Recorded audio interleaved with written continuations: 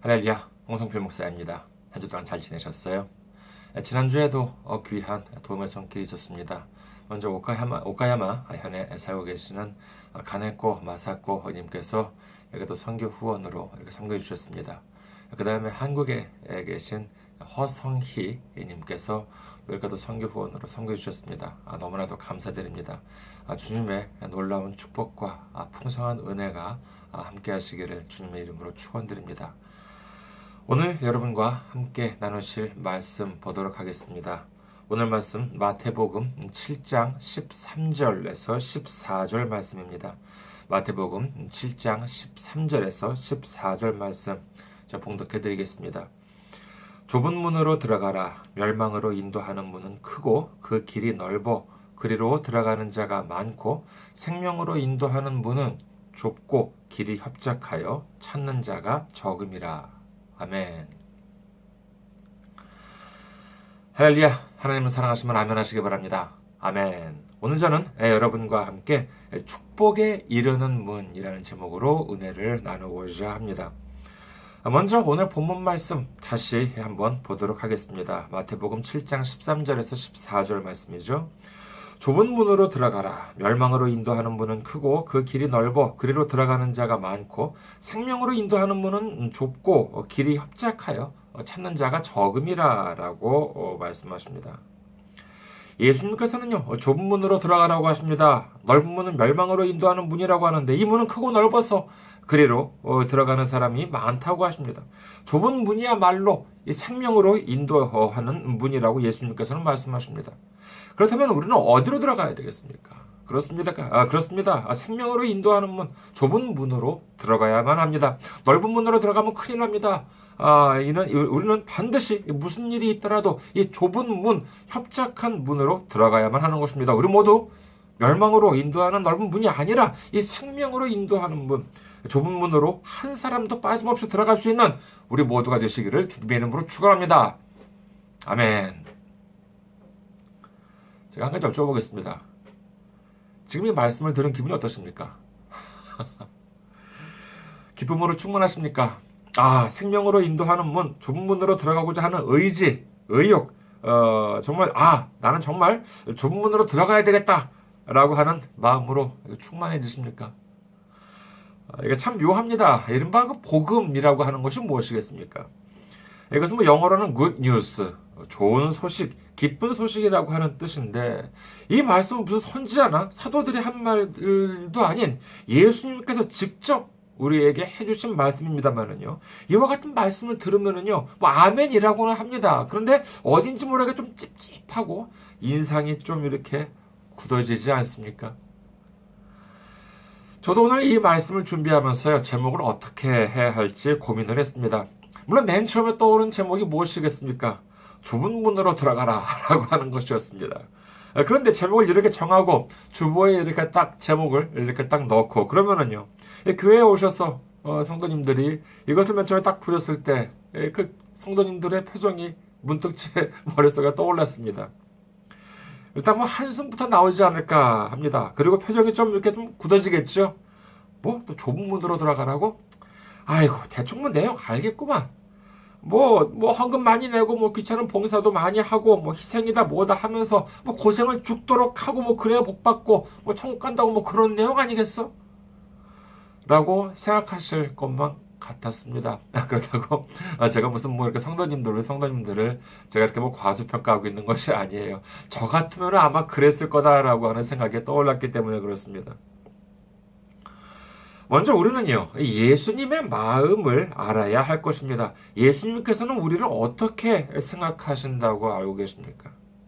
요한복음 15장 9절에 보면은요, 아버지께서 나를 사랑하신 것 같이 나도 너희를 사랑하였으니 나의 사랑 안에 거하라 라고 말씀하십니다. 예, 그렇습니다. 예수님은 우리를 사랑하신다고, 사랑해 주신다고 말씀해 주십니다. 얼마나 사랑하신다고 그러십니까? 요한 1서 4장 10절에 보면은요, 사랑은 여기 있으니 우리가 하나님을 사랑한 것이 아니요 하나님이 우리를 사랑하사 우리 죄를 속하기 위하여 화목제물로 그 아들을 보내셨습니다. 로마서 5장 8절에 보면은요, 우리가 아직 죄인 되었을 때 그리스도께서 우리를 위하여 죽으심으로 하나님께서 우리에 대한 자기의 사랑을 확증하셨느니라. 어떤 시인이 쓴 시를 조금 바꾸어 본다면은요, 그 누가 하나님의 사랑, 그 누가 예수님의 사랑을 묻고는 눈들어 십자가를 보게 하시기 바랍니다. 십자가는 하나님의 사랑, 예수님의 사랑입니다. 예수님께서 십자가에 달리신 이유가 무엇입니까? 우리를 사랑하셨기에, 우리를 너무나도 사랑하셨기에, 우리를 살리시기 위해서 십자가에 달리신 것입니다. 만약에 예수님이 우리를 미워하셨다면, 또는 우리가 고생을 하기를 원하시고 힘든 일을 감당하기를 원하셨다면, 그래야지만 구원을 허락하신다고 하셨다면 어떻게 하셨겠습니까? 구원? 야, 내가 네 죄가 얼마나 무거운지를 네가 알아? 그런데 구원해달라고? 그래, 좋아, 구원해줄게. 너 내가 십자가 달리는 거 봤지? 너도 그러면 십자가 달려서 죽어. 그러면 내가 구원해줄게. 이렇게 말씀하셨다면 얼마나 정말 큰일이었겠습니까? 그런데 예수님께서는 이렇게 말씀하지 않으셨습니다. 주님께서는 우리가 그토록 힘든 일을 감당하기를 원하지 않으셨습니다. 성경을 봅니다. 고린도 후서 5장 21절입니다. 하나님이 죄를 알지도 못하신 이를 우리를 대신하여 죄로 삼으신 것은 우리로 하여금 그 안에서 하나님의 의가 되게 하려 하십니다. 베드로전서 3장 18절, 그리스도께서 단번에 죄를 위하여 죽으사 의인으로서 불의한 자를 대신하셨으니 이는 우리를 하나님 앞으로 인도하려 하심이라. 육체로는 죽임을 당하시고 영으로는 살리심을 받으셨으니. 예수님께서는요, 죄 많은 우리를 대신해서 십자가에 달리셨다고, 죽음을 당하셨다고 성경은 기록합니다. 예수님께서는 가장 힘든 일, 가장 어려운 일을 우리를 대신해서 감당해 주셨습니다. 이것이 바로 하나님의 사랑, 예수님의 사랑인 줄 믿으시기를 주님의 이름으로 축원합니다. 그렇다면 이와 같이 우리를 사랑하시는 예수님께서 오늘 우리에게 이 좁은 문으로 들어가라라고 말씀하십니다. 그런데 우리는요, 이 말씀을 조금 오해하고 있지는 않은지 확인해 보시기 바랍니다. 오늘 말씀 다시 한번 볼까요? 마태복음 7장 13절에서 14절입니다. 좁은 문으로 들어가라. 멸망으로 인도하는 문은 크고 그 길이 넓어 그리로 들어가는 자가 많고 생명으로 인도하는 문은 좁고 길이 협착하여 찾는 자가 적음이라. 여기 본문 예수님께서 말씀하신 내용을 보면은요, 어디에 무슨 좁은 문은 힘들다고 되어 있습니까? 좁은 문은 뭐 험난하다고 말씀하시나요? 아닙니다. 단지 그 넓이가 좁다고 말씀하시는 것입니다. 좁을 뿐입니다. 좁기 때문에 눈에 잘 안 띄는 것이죠. 그래서 찾는 사람이 많지 않다고 예수님께서 말씀하고 계신 것입니다. 그렇다면요, 구원에 이르는 길, 생명에 이르는 길인 이 정말 예수님께서 말씀하시는 이 좁은 문이란 어떤 것을 가리키는지를 한번 생각해 보겠습니다. 이에 대해서 오늘은요, 간략하게 시간 관계상 두 가지로만 말씀을 드리고자 합니다. 먼저 첫째로, 좁은 문은 우리가 목표로 삼아야 할 문입니다. 우리가 세상에서 이른바 좁은 문이라고 하면은 무엇을 말합니까? 예를 들어서요, 남들이 알아주는 학교나 월급을 많이 주는 직장, 아니면 어려운 시험 같은 것이 바로 이 좁은 문이라고 할 수 있을 것입니다. 그렇다면 거기가 왜 좁은 문입니까? 그것은 바로 많은 사람들이 몰리기 때문에 그런 것이지요. 그 학교에 들어가면은, 그 직장에 들어가면은, 그리고 그 시험에 합격만 하면은 좋은 미래, 내 꿈을 이룰 수 있는 길이 열리기 때문에 많은 사람들이 몰리는 것이지요. 그와 같은 시험장에 가보면은요, 정말 반드시 나는 이 시험에 합격하고야 말겠다라고 하는 그 열정이 느껴집니다. 거기에는요, 그 시험이 보기 싫은데 억지로 와서 앉아있는 사람들은 한 사람도 없습니다. 천국도 마찬가지입니다. 이 세상에서 천국에 들어가기 싫다고 하는 사람이 있습니까? 적어도 교회에 다니는 사람이라면요, 그런 사람들은 없을 것입니다. 모두들 다 천국에 들어가고 싶어 하는 것이지요. 여기에 있어서요, 좋은 소식과 조금 별로 안 좋은 소식이 있습니다. 먼저 좋은 소식부터 말씀을 드리겠습니다. 천국에는 정원이라고 하는 것이 있습니까? 예를 들어서요, 학교나 회사 같은 경우를 보면은요, 아무리 좋은 곳이라 한다 하더라도, 아무리 큰 곳이라 한다 하더라도 무제한으로 합격자를 뽑을 수는 없습니다. 그것은 바로 이 정원이라고 하는 것이 있기 때문에 그렇습니다. 하지만 천국은 어떻습니까? 요한복음 14장 2절에서 3절에 보면은요. 내 아버지 집에 거할 곳이 많도다.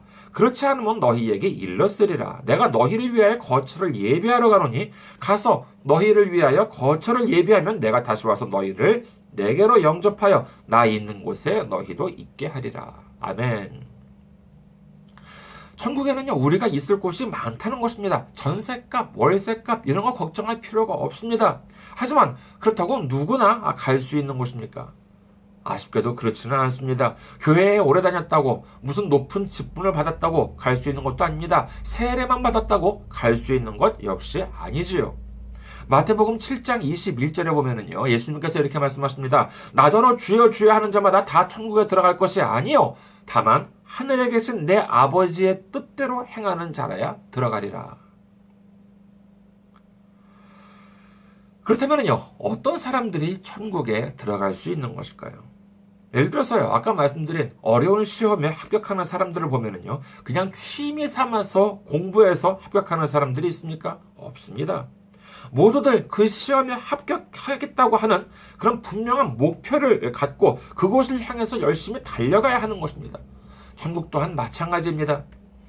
사도 바울은 말합니다. 빌립보서 3장 14절 보면은요. 표대를 향하여 그리스도 예수 안에서 하나님이 위에서 부르신 부름의 상을 위하여 달려가노라. 이 표대라고 하는 것이 바로 천국입니다. 우리는 이곳을 향해서 열심히 달려가야 하는 것이지요.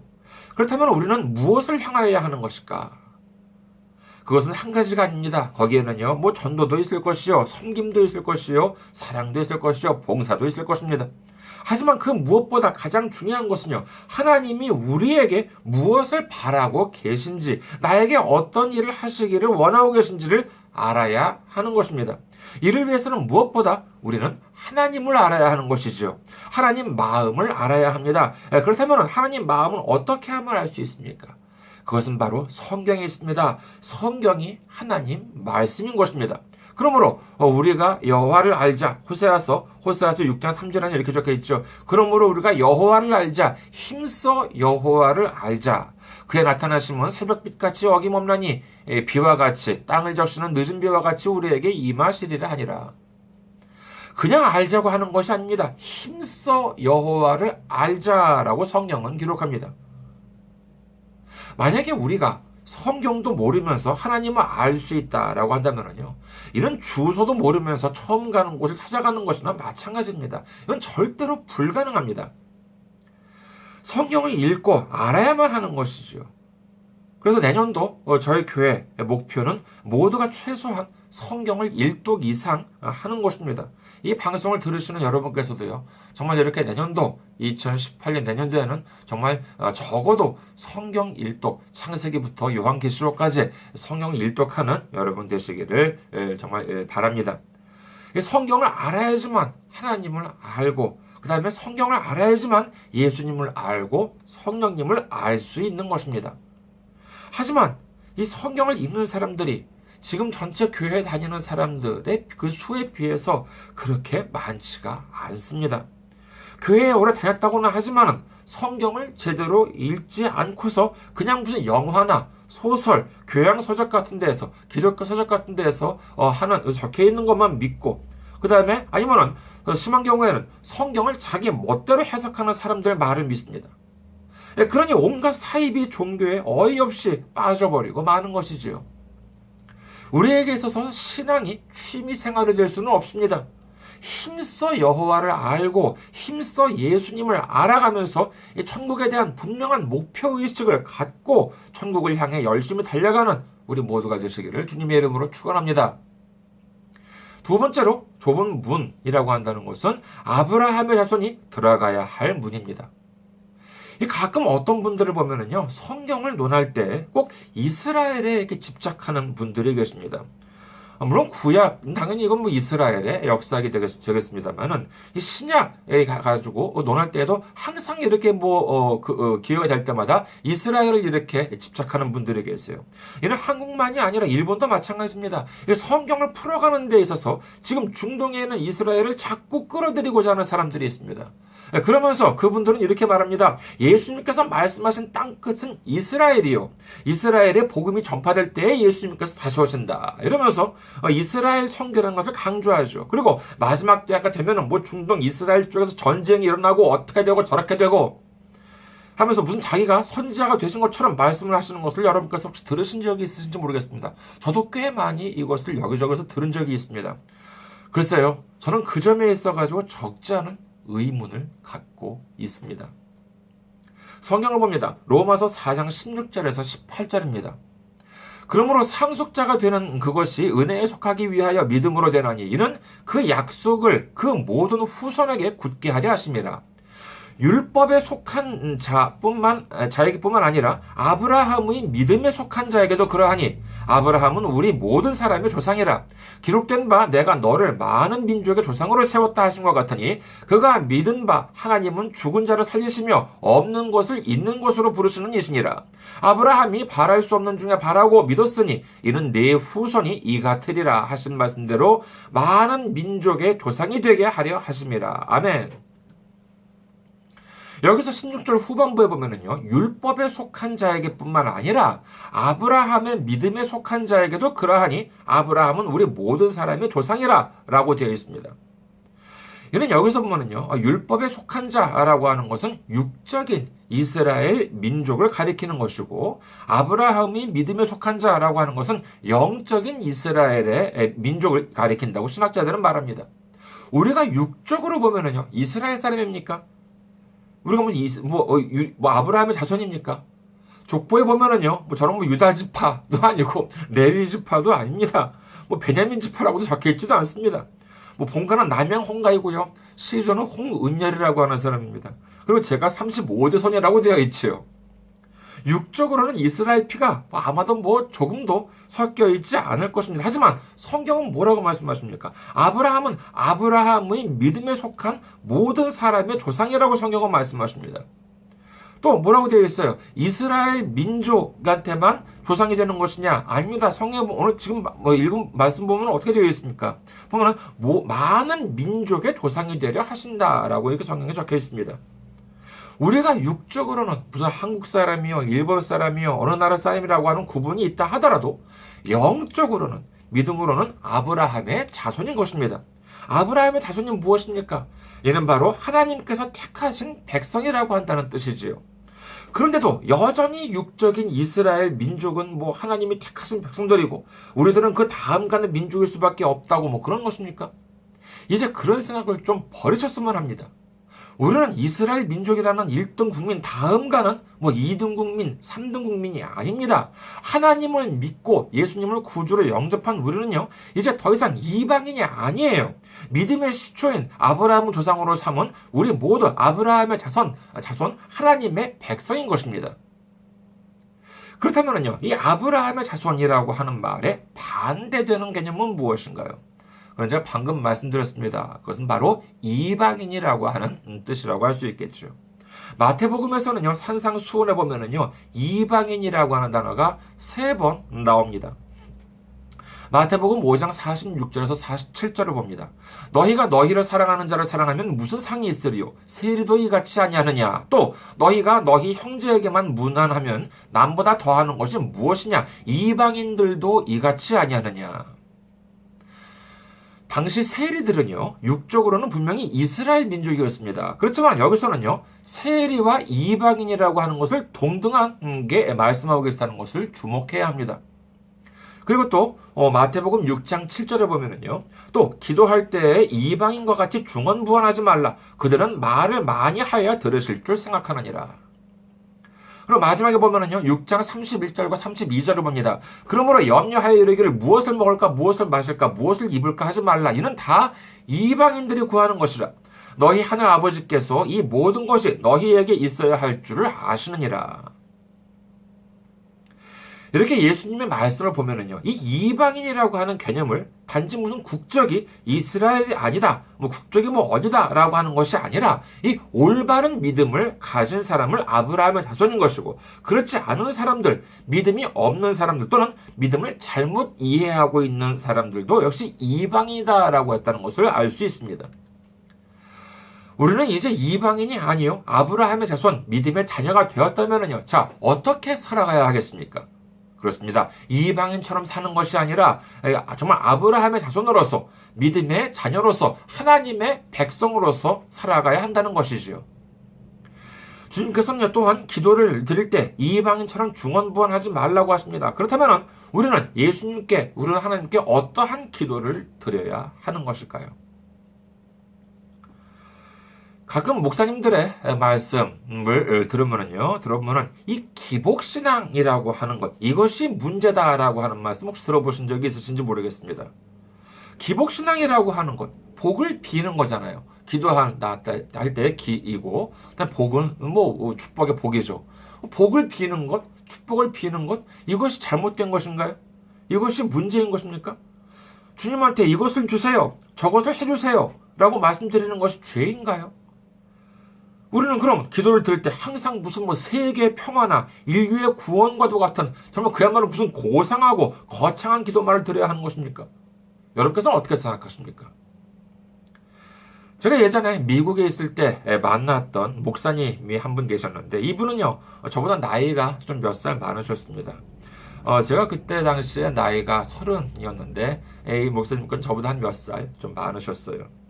근데 이분도 아직 결혼을 안 하셨던 분이셨는데, 이분은 그 당시에 저와는 달리 결혼을 무척이나 하고 싶어 하는 분이셨습니다. 그래서 제가 말씀을 드렸죠. 아니, 목사님, 결혼을 그렇게 하고 싶으시다면은, 하나님께 그러면은 결혼을 이렇게 해달라고 기도를 한번 해보셨습니까? 라고 제가 물었습니다. 그러니까, 그러자 그 목사님께서는요, 저한테 하시는 말씀이, 자기는 결혼에 대해서는 기도해 본 적이 없다는 것이에요. 그래서, 아니, 뭐 기도에 대해서 뭐 이렇게 뭐 결혼에 대해서 기도를 이렇게 드리는 것이 뭐 좀 문제입니까? 수준 낮은 거예요? 라고 제가 물었죠. 아니 왜요? 그러면서 아니 왜 기도를 안 드렸어요? 결혼하고 싶으시다면서요. 그러니까 이 목사님은 다시 말씀을 하시기를 자기는 결혼에 대한 기도는 드린 적이 없다는 것입니다. 그리고 그 이유를 말을 해주지 않아요. 하지만 그렇게 말을 하면서도 한 가지 확실한 건 뭐냐면 그 목사님 상당히 결혼하고 싶어 하셨다는 것입니다. 여러분께서는 어떻게 생각하십니까? 마태복음 7장 7절에 보면은요, 구하라 그리하면 너희에게 주실 것이요, 찾으라 그리하면 찾아낼 것이요, 문을 두드리라 그리하면 너희에게 열릴 것이니. 요한복음 14장 14절에는요, 내 이름으로 무엇이든지 구하면 내가 행하리라 라고 말씀하십니다. 예수님께서는 분명히 구하라고 말씀하십니다. 그러니까 주님께 구하는 것은 잘못이 아닙니다. 하지만 그럼에도 불구하고 기복신앙이라고 하는 것은 문제라고 하는데, 이는 어떤 것을 말하는가라고 하면요, 예를 들어서 우리가 무슨 병에 걸렸습니다. 아니면 어딘가를 다쳤어요. 그렇다면 어떻게 해요? 병원에 가야지요.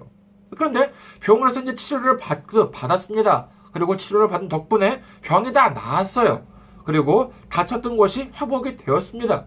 그럼 어떻게 해요? 그래도 병원에 계속 갑니까?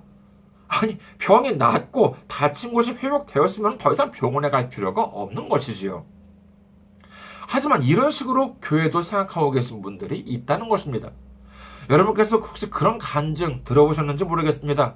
취직도 안 되고 정말 사업도 안 되고 해서 맨날 교회에 나와서 기도도 하고 금식도 하고 아주 믿음 생활도 성실히 했는데, 하나님께서 역사해 주셔가지고 취직도 되고 사업도 번창하게 되니까는 이제 무슨 뭐 바쁘다는 핑계로, 뭐 시간이 없다는 핑계로 교회에도 안 나오게 되고 믿음 생활도 제대로 하지 못하게 되었답니다. 그랬더니 어떻게 되었어요? 생활 속에서 또다시 시련이 닥쳐오고 고난이 닥쳐오고 어려움이 닥쳐와서 모든 것을 잃은 채 전부여 의지 없어서 손들고 옵니다.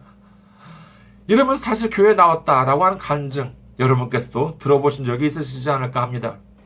이는 비단 21세기를 살아가는 우리만의 일이 아닙니다. 구약 사사기에 보면은요, 이스라엘 민족이 처음에는 하나님 말씀에 순종합니다. 그러면 나라가 부흥합니다. 평안합니다. 그런데 차차 사람들이 타락합니다. 그 다음에 바알을 숭배하기 시작하죠. 우상을 섬기기 시작합니다. 이방 신들을 섬기기 시작합니다. 그러면은요, 하나님께서 어떻게 하십니까? 너희들 그러지 말아라. 하나님께로 돌아와라. 그렇게 선지자들을 보내서 경고를 합니다. 그래도 그들이 돌이키지 않아요. 그러면 어떻게 하십니까? 다른 민족들을 일으켜서 이스라엘을 치게 합니다. 괴롭게 하지요. 그러면 그제서야 회개하고 하나님께 간구하면은요, 하나님께서 리더를 세우셔서, 사사를 세우셔서 이스라엘을 다시 구원하시고 회복시키는 것을 볼 수가 있습니다.